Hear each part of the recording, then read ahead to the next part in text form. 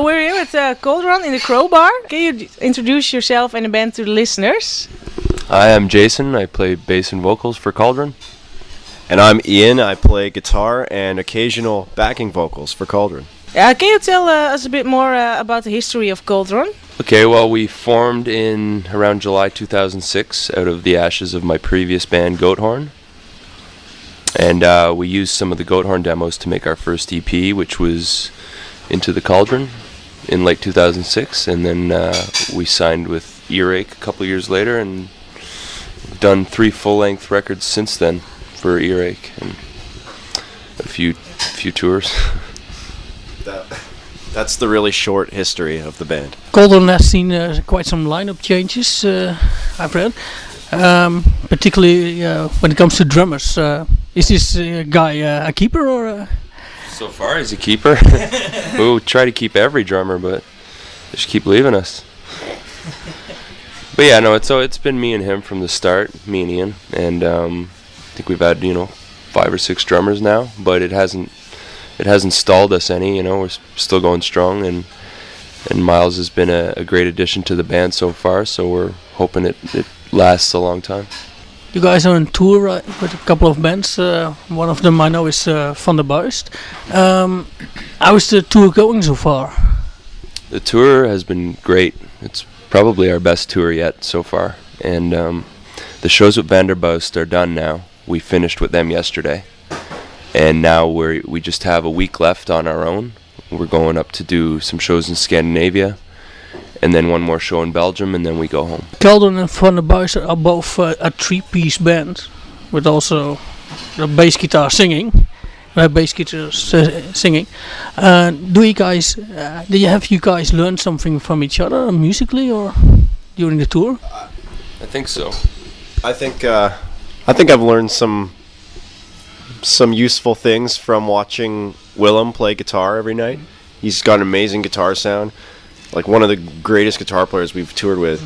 So yeah, they're pretty pretty inspiring to watch them, because they're like an amazing live band. So yeah, they're really good musicians and stuff, and they have a really good full sound for a 3-piece, and a very professional band. And I think we picked up a few notes from them, as they may have us. I don't know.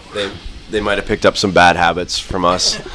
I don't think they learned anything useful from us. I must say, on your last record, I thought your sound was a bit thicker and heavier than, for instance, with Van der Buist.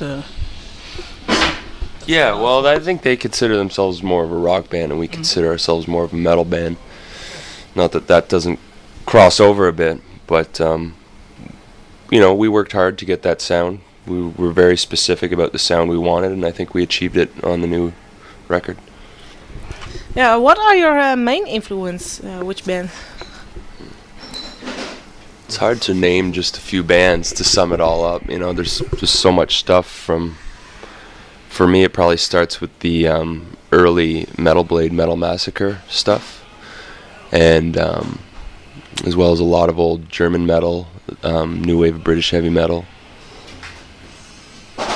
Yeah, I think I'm into more of the British metal side of things, and Jason's more into the U.S. metal side of things. But I mean, we both love all that stuff. But I think that's kind of where it comes together. If I had to name you a handful of bands, I'd say Dokken, Lizzie Borden, Stormwitch, Gravestone.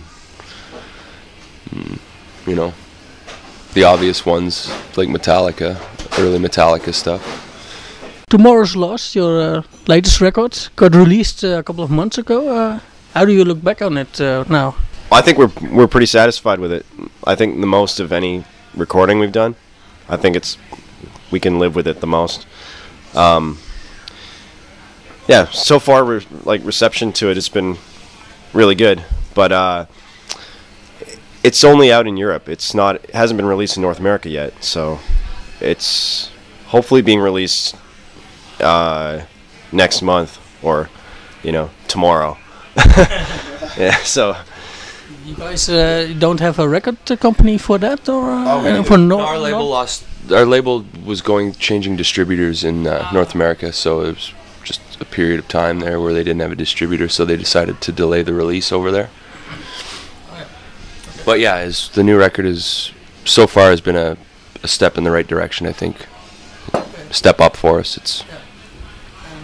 What are the plans now for the next year, for 2013? Well, when we go home, we're going to start working on booking a North American tour for the spring.